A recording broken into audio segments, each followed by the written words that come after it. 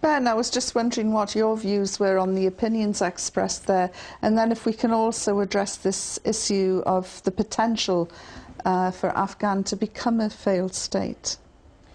Well, the views were, to a great extent, very negative regarding the conflict. And I think it's classic of a great many conflicts throughout the history of the United Kingdom and many European nations, in that often we're promised it's all going to be over by Christmas, and it never quite is.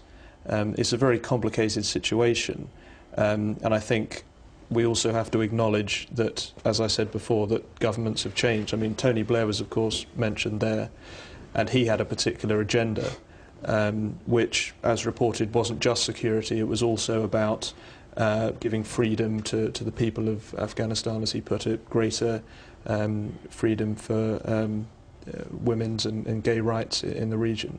And so that's dramatically changed, and I think that perhaps gives a greater focus on what we're looking for. I think the problem perhaps was it was ill-defined what we were doing in Afghanistan.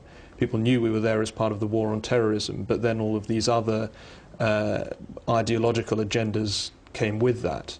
And I think we're focusing now more in on the security issue, which will probably, I think, resonate a lot more with the public in the United Kingdom. I think what really has the biggest potential to change the debate is the role of the wider region, particularly Israel and Iran, of course.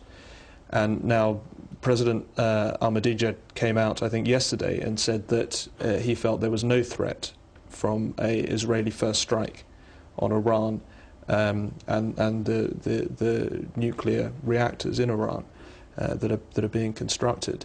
Now, I'm not convinced that that is the case. I think there is a great danger that Israel, if left isolated, will attempt a strike on Iran.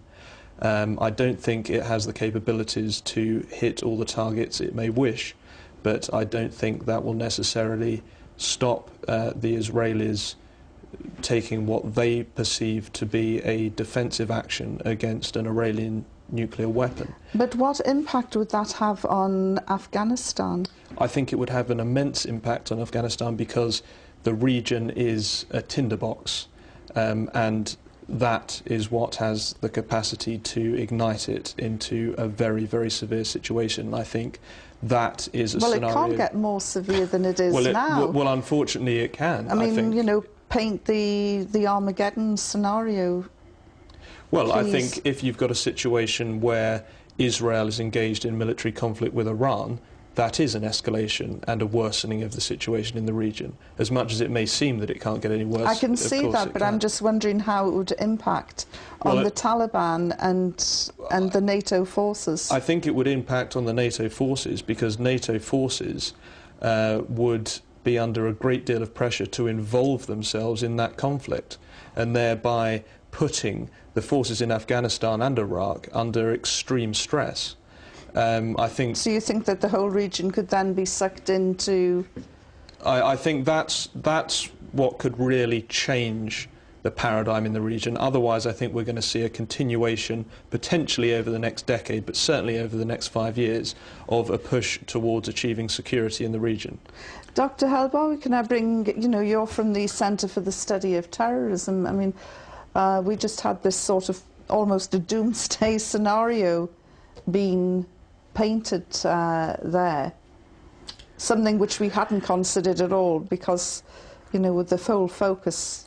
This is an external factor. He's dealing with external factors from Afghanistan that can affect the war in Afghanistan.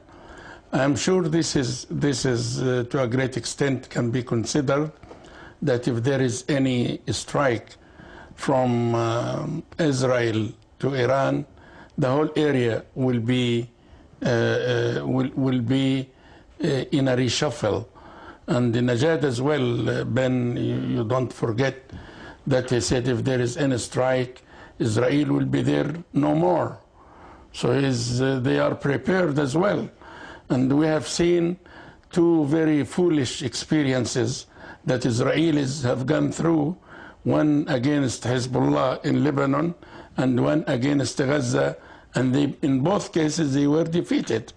And they did not win the war as they did in the 6 days war we're about to in the Middle East. Into yet another debate, another subject, which would be fascinating. No, this is the external factor. Yes. This is the external factor. It will have, because I remember during the years ahead, the Pakistanis, they said that we are ready to send 10 million people to fight in the Middle East if a war is. So these are the Pakistanis. On that, the Afghans as well. Before you bring in any more countries, the Taliban, Yvonne, the Taliban can leave Americans in Afghanistan, and they come to defend the Al-Aqsa and Jerusalem and fight against Israelis. Well, we look as though we're just about heading for World War III, but in fact, let's go over to the Agenda's electronic post room, where Mohammed Walji selects the best Facebook responses to today's topic, as well as texts and email comments. Dr. Shahab Madni from Medina in Saudi Arabia says he enjoyed our show covering conspiracy theories.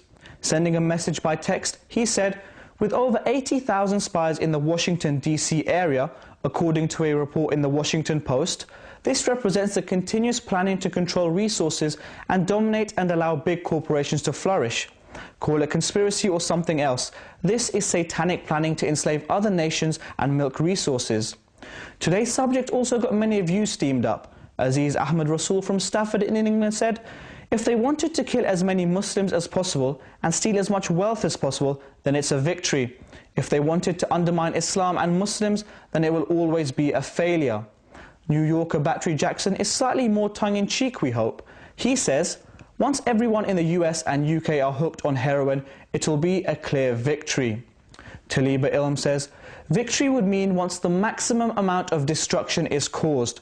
Horrific torture caused to anyone in their capacity, and of course the loss of the lives of their own men, which increase daily.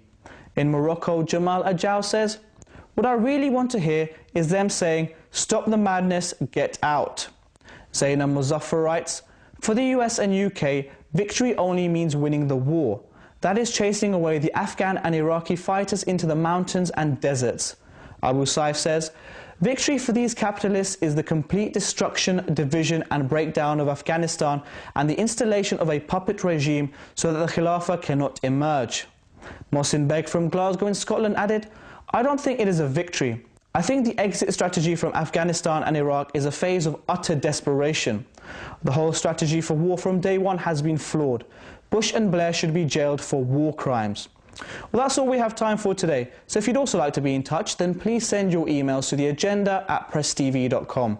You can also contact us on Facebook or text us at +44 780 00 08 086. If you'd like to watch a past show, simply go to our website at presstv.com. Once there, click on the programs icon, then click on the agenda panel, and there's a selection of past shows for you to choose from. Thanks for watching, and back to you in the studio. Well, we've only got a few seconds left now, and Ben, if you were standing up in the UN, what message would you give to the world leaders today about Afghanistan? Well, after seeing those messages, you know, they're probably perhaps a little more extreme than the public opinion is. However, what is clear from them is that there has been a failure to engage with the Muslim world, I think, and I know that President Obama has attempted to do that. Unfortunately, I think his policy has merely meant that Israel has felt isolated, and it has perhaps led to greater tensions in the region. But in the initial steps towards war, I think there should have been a greater differentiation between the enemy that was terrorism and the enemy that was Islam. Because in order to achieve peace and security in the region, the only way to do that is with the collaboration of Muslim nations. And the only way that can happen is, of course, is if all nations feel that their best interests are being listened to.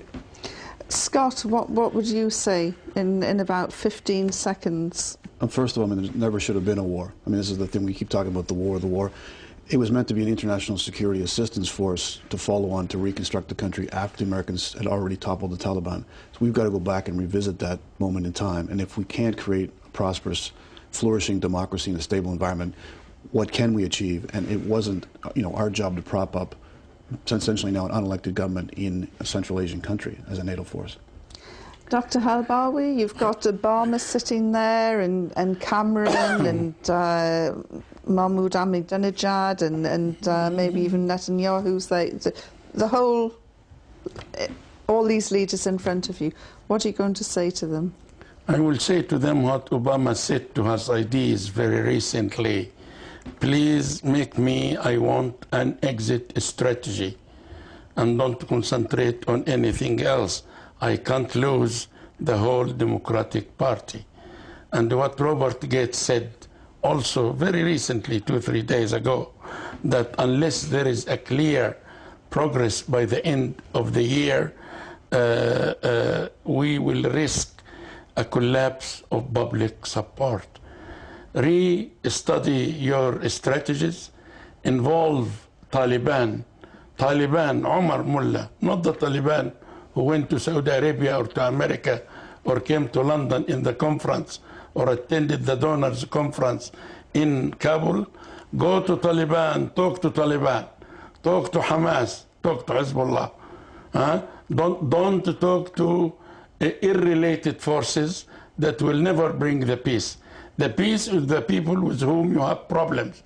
Be courage enough to go to them, talk to them, involve them. Dialogue is the best way to bring peace and security, and development programs are more important than occupation. Well, it's quite clear, despite all the different views, you all agree on one thing, and that is jaw and not war. So on that note, it just remains for me to say a very big thank you to all of our guests today, and we'll see you all soon on the next agenda.